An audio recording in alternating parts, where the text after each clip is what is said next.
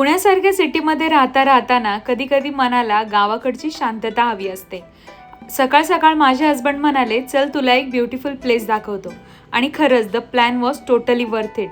आम्ही आमचे newly married friends चौघे निघालो भोरगिरी किल्ल्याकडे. हा किल्ला पुण्यापासून 25 ते 30 किलोमीटर अंतरावरती असून मुख्यतः म्हणजे इथली वाट आमच्या चासकमान गावावरून होऊन जाते. इतकी हिरवाई, धुक्यात हरवलेले डोंगर आणि एक ब्युटिफुल असा वॉटरफॉल. तिथे भरपूर फोटोज काढल्याशिवाय पुढे आम्ही गेलोच नाही. मग सुरू झाला ट्रेकचा पार्ट. चालत चालत वर पोहोचलो आणि वर पोहोचताच आमच्या चेहऱ्यावरचा आनंद तुम्ही पाहू शकता. वर पोहोचताच सर्वात आधी आम्ही देवीचं दर्शन घेतलं. इथलं प्राचीन मंदिर खूप शांत आणि प्रसन्न आहे. दगडी बांधकाम तसेच जुन्या काळातील शैलीची झलक आजही पाहायला मिळते. शेकडो वर्षांचा इतिहास जपणारं हे मंदिर मनाला वेगळी शांतता देतं.